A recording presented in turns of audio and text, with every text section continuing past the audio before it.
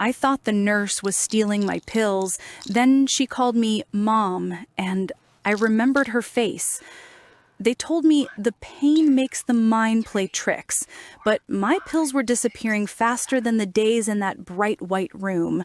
I counted them every morning, knuckles stiff and blue as the veins beneath my skin, whispering numbers like prayers, and still the bottle felt lighter each night.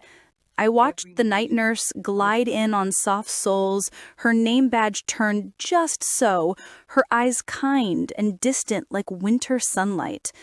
On the third night, I pretended to sleep, and I heard it. The whisper of plastic, the pause, the careful breath we take when we think no one listens.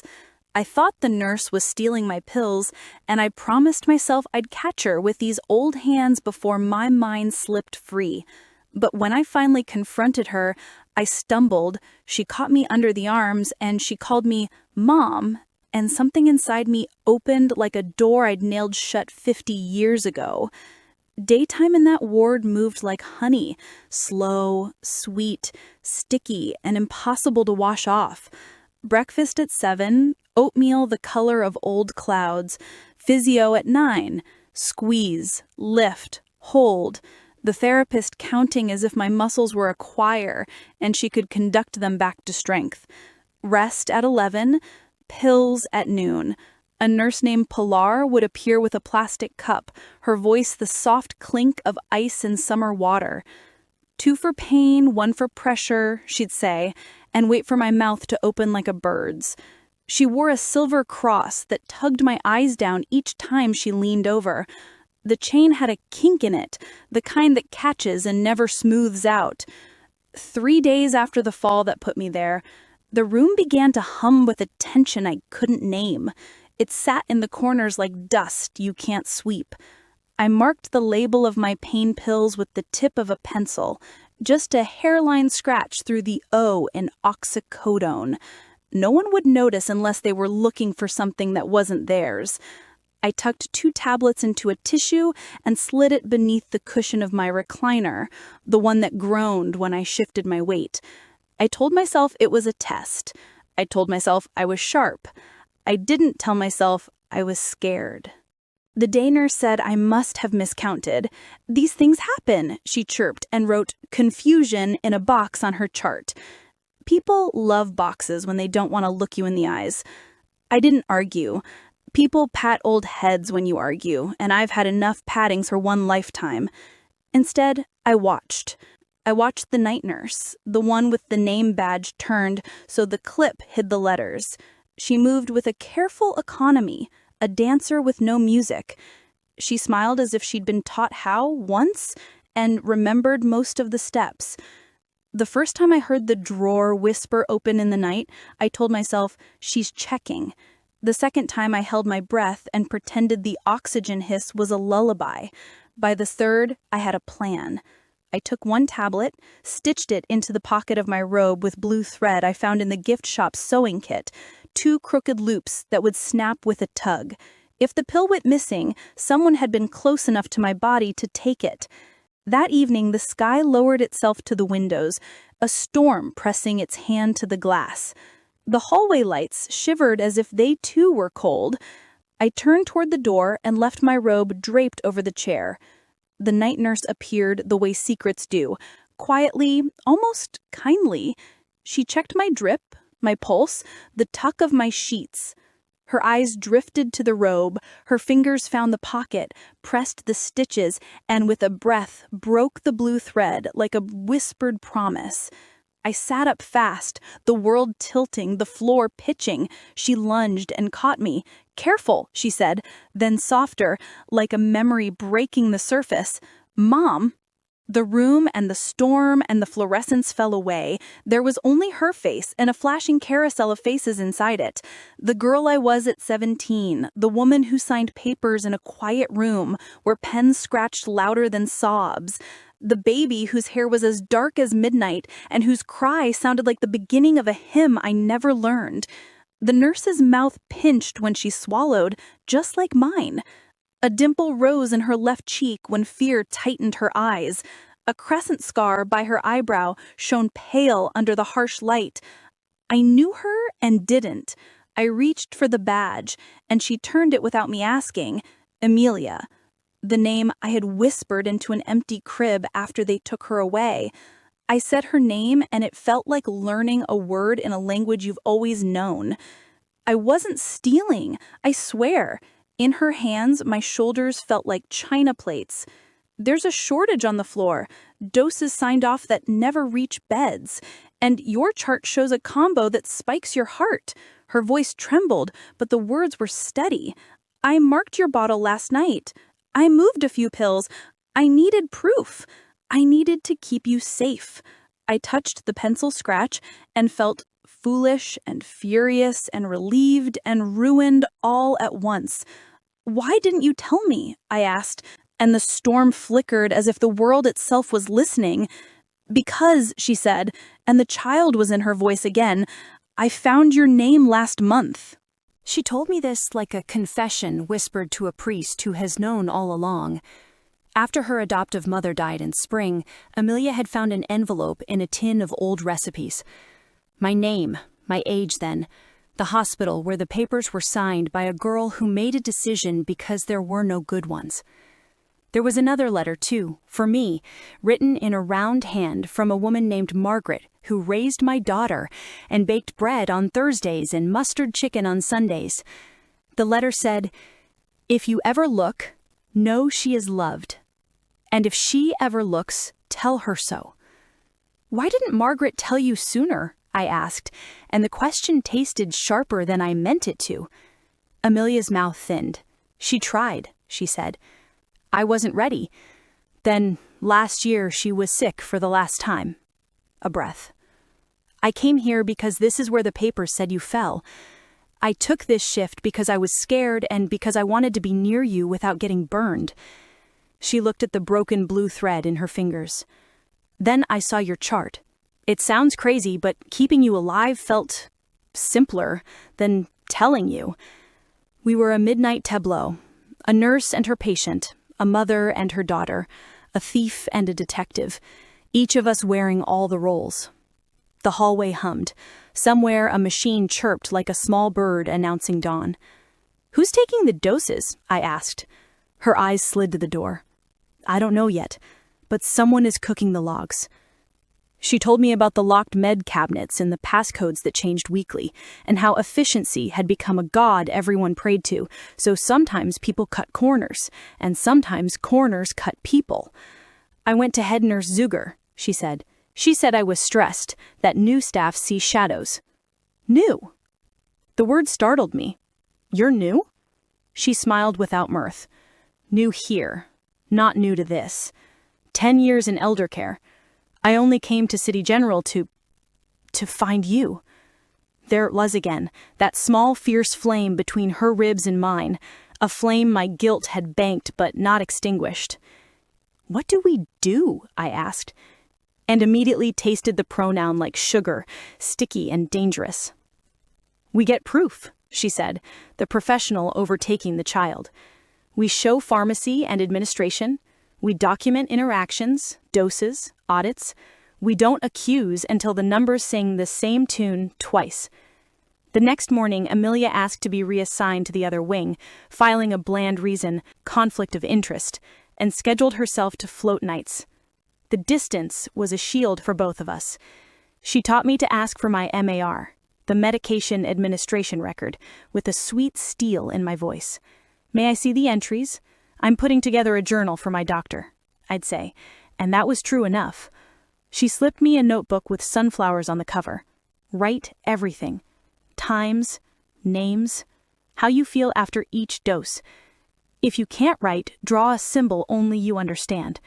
I drew small black dots for pain and moons for relief, and a single red leaf for episodes where my heart felt like a moth battering glass.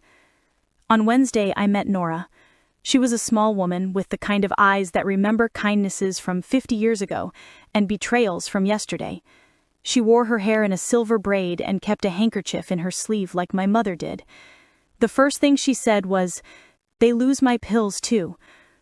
We were tied by misery before we learned each other's grandchildren's names. Nora had had a stroke. Her words came in bursts like bubbles rising. At lunch, she showed me her cup. 3, she said. Should be 5. We asked for the MARs, smiling, sweet, steel. Our doses were clean on paper. Our bodies said otherwise. Amelia asked me to collect stories without collecting suspicion. It was a delicate dance, listening without prying, noting without looking like a policeman. I wore my red coat, the one I kept folded at the foot of the bed like a flag I couldn't fly, to physio on Thursday, though the room was always warm. People talked when they recognized a person in a bold color. They said, "My mother had a coat like that."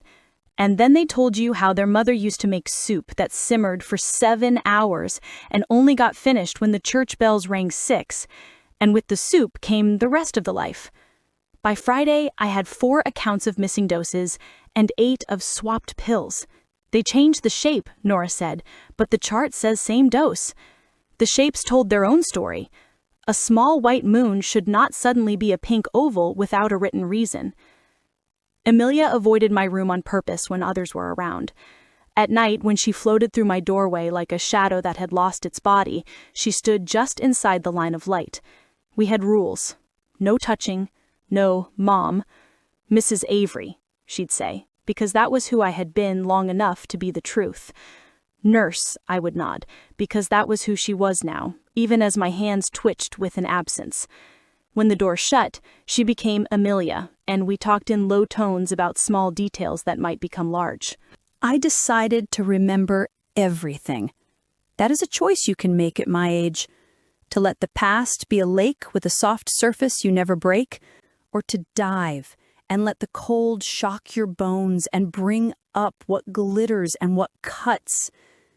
I remembered the quiet room, with thin curtains and thick carpet, where a woman with kind eyes explained that my baby would be loved by people who had a yard and a second bedroom and steady pay. I remembered my mother's mouth, a hard line. I remembered the way the pen moved in my hand and felt like a snake. I remembered how the nurse did not meet my eye the day they brought me a form to sign. I remembered the exact angle of the sun when they placed my baby against me for 1 minute, the only minute, and said, "Say goodbye in your heart." I remembered promising to never look back, because looking back would drown me. Between my present fear and those old deep waters, a bridge formed with planks of ordinary. Oatmeal, physio, pills, pencil marks, sunflowers, red coat, blue thread. The first twist landed on a Tuesday at 2:13 a.m. A new nurse, Jenna, hovered at my door. "Mrs. Avery, your blood pressure is low," she said, her face stiff like a scared child in a photograph. "We're adjusting your dose." She held the cup and angled it toward my lips, and I saw them. 2 pills, where there should have been 3. The omission hidden by her thumb. "What am I missing?" I asked. Her hands fluttered. It's just order from pharmacy. We're short." Short. The word ticked like a bomb. I swallowed and smiled, and when she left, pressed the call button. "I need my MAR," I told the tech. "I log everything from my cardiologist." The MAR said I had been given all 3 medications. The signatures were there. Jenna's and the cosign of the charge nurse, a woman named Dell. My heart beat like a door someone was pounding on from the wrong side. The next day, Amelia didn't come. The day after that, she was pale as the bedsheets and her badge hung crooked. "I made a report," she whispered, and my body knew before my mind she was in trouble. The head nurse, Zuger, had written her up for improper documentation and disrupting workflow. Zuger smiled like a person used to making other people feel foolish. She had said, "We appreciate vigilance, but interpretation is not your job. Administer and record." I asked Amelia, who signed the MAR that night. She looked at her hands. "Dell." We said the name together, as if tasting something bitter. When you grow old, you learn to distinguish between necessary fear and extra fear, the kind that alerts and the kind that eats. What I felt Thursday night as the lights dimmed was the first kind. I slid my pillowcase into my pillowcase. I wrapped the blue thread from the sewing kit around the neck of my small lamp, once, twice, not. I moved the recliner so that anyone opening the drawer would bump it. I draped the red coat on the chair like a lighthouse flag. Then I closed my eyes and fell into a shallow kind of sleep, the kind that is mostly listening. At 3:02 a.m., the door eased open. The soft glide of shoes. The thin scent of lemon gel. The lamp pulled. 1, 2. A pause. The drawer. The smallest bump of wood against wood. A hand in my robe pocket, one I had stitched shut anew. The thread held, so the hand moved to the drawer, and then something I didn't expect. A second set of shoes in the hallway, breath-catching, retreating. The first hand withdrew, quick, and the door whisked closed. I kept breathing like a metronome and counted to 100. In the morning, my marked bottle was exactly 4 tablets lighter, and the MAR said I had been given 2 doses overnight that I had not been. I told Amelia. She told Quality and Pharmacy. Quality asked for a week to audit. Pharmacy shrugged and said, "We are short-staffed." Nobody said the word theft. It wasn't theft if it was invisible. It wasn't theft if the numbers on paper moved like shells in a street game and the P was always under the one you didn't pick. That afternoon, Nora fell in the bathroom because her pain spiked and her legs forgot to listen. Her file said medicated. Her body said otherwise. "They are playing with lives," Nora's daughter hissed into her phone in the hall. "They are playing with my mother." When Amelia left for her shift Friday night, I touched her elbow, rule broken, and said, "I won't lose you again." She smiled, a small, fierce thing, and said, "You won't." At midnight, I awoke to lightning like camera flashes behind the curtains. A shadow moved past my door and paused at the frame. A head tilted, not in, but toward the plaque on the wall where my name was typed neat. A pen scratched. The head moved on. I slid out of bed with the deliberation of a burglar and pulled the chart from its slot. A fresh sticky note. Son called to ask about discharge to cheaper facility. My son had not called. My son had not called me in weeks. There was no son's number on the note. There was only a directive. Reduced dose. Potential confusion. Prepare for assessment. The signature was Dell's. I put the chart back and got into bed and felt heat rise in a body that had no business making heat so late in life. In the morning, I called my son. "Did you call the hospital?" I asked. "No, Ma," he said. "What's wrong? You sound like you're getting your principal's voice." I smiled in spite of the weight on my chest. I said, "Someone is lying, and I need you to be loud." He was loud. He came in a suit that made him look like his father, God keep him, and asked for Zuger and Dell, and the administrator whose name sounds like a room you never want to be in. He said words like liability and regulatory and paper trail, and the administrator's eyes went glassy like a pond about to freeze. While the meeting spun its silk in the conference room, Amelia ran the meds cart on the far wing. When she came back, she had a strip of printer paper folded into quarters. Pulled this from Pharmacy. It was a daily dispense log showing lots and lots of numbers. "Look," she said, and pointed to a line. My medication had been dispensed at 2:04 a.m. The MAR said 2:13. The door whisper had been at 3:02. "There's a second dispense at 2:59. Different badge ID," she said. "Someone is double dipping in the window between doses." She traced the ID. "Belongs to Dell." We took our paper to Quality. Quality took it to Pharmacy. Pharmacy took it to Zuger. Everyone took it somewhere until there was no place left to place it but a desk where a man with a tie too wide pressed his fingers to his brow and said, "We will investigate." In admin language, that means, "Please be quiet while we line our ducks." In mother language, that means, "Watch me." By Sunday, Dell was gone, administrative leave. Zuger had a pinched look. The doses stabilized on paper. Nora smiled for the first time in a week and slept like a child in church. I should have felt safe. If this were one of those simple stories, the credits would roll now. Theft stopped, bad nurse punished, good nurse vindicated, mother and daughter reunited. But the floor of the story shifted under me like a ship's deck. My pain returned in a way that felt new, not in the ways I had learned. My heart did a small, stuttering dance. When Amelia came to check the monitor, she frowned and touched my arm. "Do you feel fluttery?" she asked. "Like a fish," I said. She looked at my MAR and froze. The combo that had made her move my pills 4 nights ago, the dangerous pairing, had been reintroduced quietly at noon. The cosign on the change was pharmacies. Pharmacy didn't change orders, only doctors did. The doctor's signature was a scrawl I didn't recognize. The pager number was wrong by 1 digit.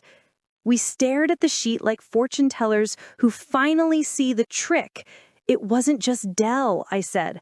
Amelia nodded. "She was the hand. Someone else is the arm."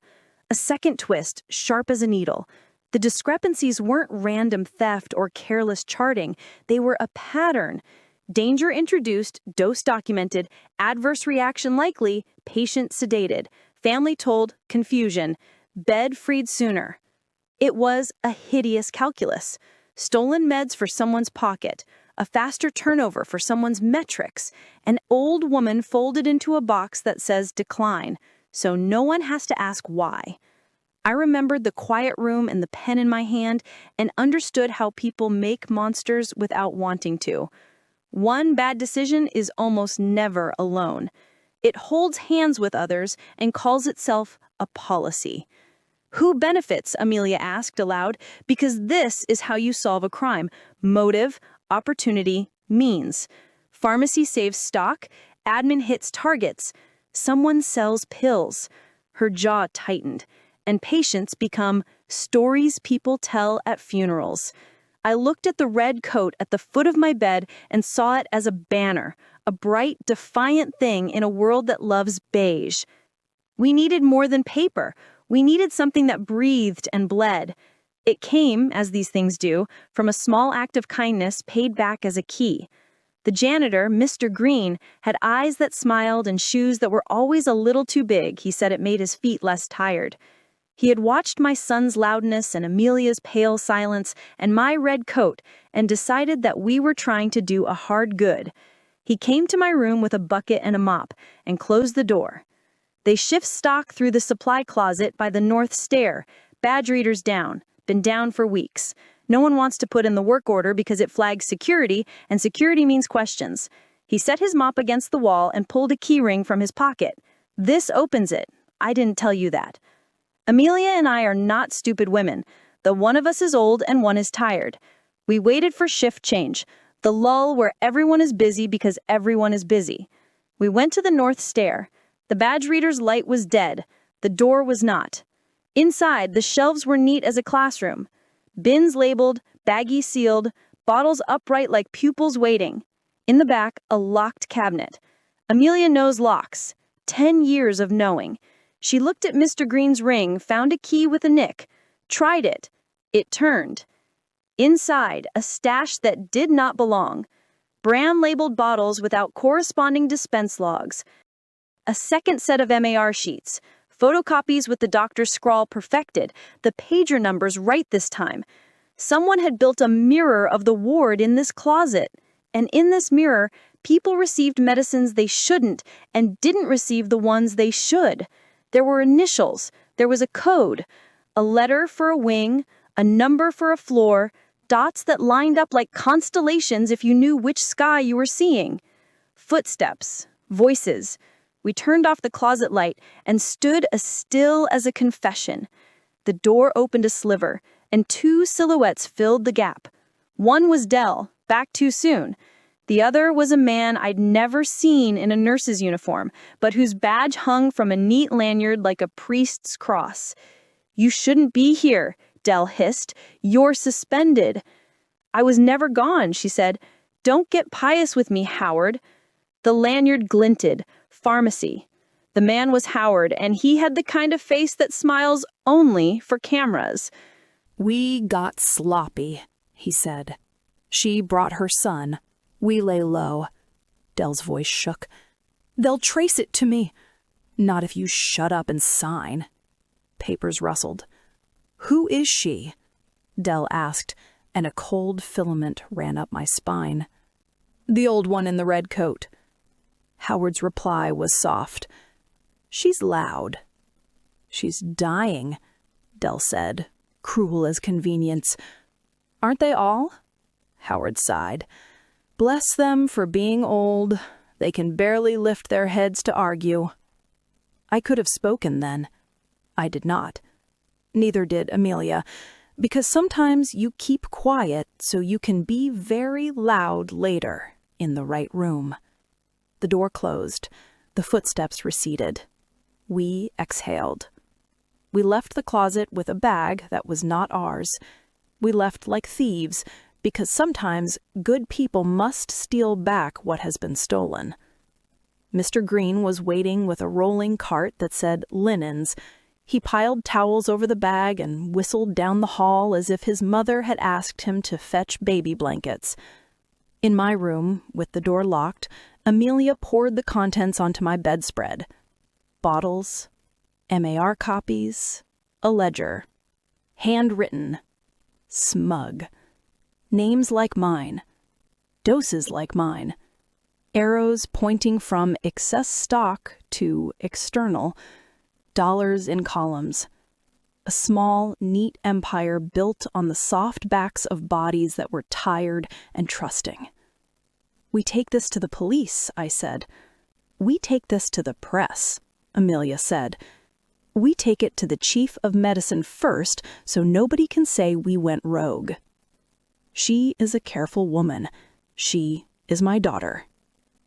If this part of the story feels like a storm breaking and the sun coming out, it is only because stories like to pretend that storms end. They don't. They widen or move inland.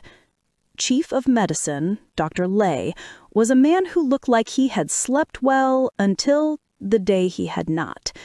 He read, he frowned, he made calls. Security came, quality came, a lawyer came. Howard did not come when they called him. He had left. Dell sat in an office with a styrofoam cup and told many small lies with the confidence of someone who has prepared to tell them. The closet yielded more. A hard drive, a list of names outside the hospital, a drip of contacts to a rehab clinic that billed double, and a private pharmacy that didn't ask many questions. And because this is a mother's story as much as a hospital's, the next twist is inside. Secrets don't come one by one.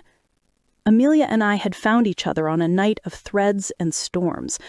We had made a small pact under the fluorescent hum, but I had not told her something. I had not told her that in the years after I signed those papers, I had tried to become a person who did not think of babies, who cooked and read and sent thank you notes promptly and never passed a park without looking away. I had not told her because shame is a quiet roommate who doesn't pay rent but demands space. Now that we were done being quiet, I told her in a cafeteria where the coffee tasted like burnt wishes and the Jell-O trembled for no good reason. "I came to this hospital once when you were a year old," I said. "I waited outside pediatrics on a bench until my mother found me and dragged me home. I never looked again. I didn't have the right." Amelia looked at me the way the sea looks at shore, tired of breaking and still doing it. "You were 17, she said. "You had the right to survive." "I made myself small," I said. "I made myself small because I thought it would be safer for you if I wasn't the kind of woman who took up space." She smiled, a new softness opening at the edges. "You're not small," she said. "You wear a red coat." I laughed, and the laugh cleared a room inside me that had been full of old winter air. We held hands across the table like teenagers who think time is a hallway they can walk forever, and for a minute, it was. The inquiry moved like a tractor over hard ground, slowly and with a lot of clanking. Dell slipped and named Howard. Howard slipped and named a procurement manager. The procurement manager cried and named an assistant in administration. The assistant named nobody and hired a lawyer whose suit cost more than my first car. A local reporter with a stubborn chin called my son because my son had been loud in a lobby. "I hear your mother made a fuss," she said. I hear she was right. My son said, "She is rarely wrong," which is not true, but was kind. You might ask where the doctor with the forged scrawl sits in this. He sits in the middle, like a shrug. His name was tacked to changes he did not write.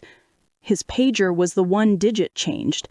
He had his own messes, egos and affairs and vacations planned, but he did not belong to the closet's mirror world. He apologized to me, with hands that shook. He said, "I don't know how I didn't see." "Because you were looking where they told you to look," I said. He blinked at me as if I'd given him a diagnosis. When they finally said the words, diversion, fraud, risk, harm, they said them in rooms with doors closed and pens ready and no one wearing a red coat. They did not say patients' names except as case numbers. They did not say Nora. They did not say mine. But afterwards, people came to my room with casseroles made from their eyes, warm, heavy, full of gratitude they couldn't fit into words. Nora's daughter brought flowers that smelled like spring in a brave city. Mr. Green swabbed my floor with the tenderness of a man polishing a reliquary. Even Zuger loosened a fraction and told Amelia, "I was wrong," which is a sentence that could heal many things if said more often by people like her. If the story ended here, you would sleep well. But there is one more turn that will lift the hair on your arms. It came on a day so bright it made the doctor's coats look dingy. I was packing the small life I had unfolded into drawers. My rosary without beads, my spoon with the bent handle, the sunflower notebook fat with notes that smelled like ink and defiance. Amelia was on duty, moving through the ward with efficient grace, her presence now a fact no one found unusual. The new head nurse, an interim, a woman who wore her competence like a coat, handed me a sheaf of forms. "Discharge tomorrow," she said. "Home with follow-up. We'll send the hearse to you twice a week." Twice a week. I thought of the quiet room and the bench and my mother dragging me home like an errant thought. I thought of how home can be a factory that makes more ghosts. I said, "I'd like to stay until Friday." She looked at me over her glasses and said, "We can do Thursday." That night, I woke at 1:17 a.m. to the soft click of my door and the shift of air that means someone has entered. A small sound, like a watch being set on a bedside table. The shape in the dark was wrong for Amelia, wrong for anyone I knew. A thinner silhouette, hesitant. The figure stepped closer, and the light caught a face so young I felt the earth tilt, a candy-pink ponytail under a cap. A student. She held a cup with 2 pills, her hand shaking so hard the pills clacked like teeth. "I'm sorry, they told me to." The dread was not for me. It was for her, a child at the edge of a cliff she didn't know was there. "Told you to what?" I asked. "Practice?" "To log it as 3. Her eyes were wide and wet. "They said it's standard, that if the drawer is short, we log." Whoever they were had grown careful. When you cut off a hand, the arm grows another hand if the body is rotten enough. I took the pills. "What's your name?" "Maya." "Maya, this is what you do," I said, and my voice learned a new tone, the one I had heard in Amelia's voice when she said, "I will keep you alive." "You take those back, you leave the cup on the cart. You wash your hands, you go to the bathroom near the stairwell and cry for 3 minutes, then you come back and do what you know is right. When anyone asks, you say you were in the bathroom." She nodded and did as she was told. And my heart hurt in a way that was good. In the morning, Maya filed a quiet report. It was small. It was enough. The interim head nurse followed it to a room with a desk and a man with too wide a tie and said, "We don't cut corners." That man cleared his throat and said, "We certainly do not." And perhaps he believed it at that moment, which is how institutions survive, through a series of moments where people remembered they are people. We will not pretend that everything was mended by Friday. Some things were mended. The badge raider at the North Stair, the policy on double signing, the habit of calling confusion what was actually over-medication or under-medication. Thank you for listening to this story. I hope you enjoyed it. If you do, comment your thought below. Kindly like and subscribe to this channel so we can be encouraged to bring you more great stories.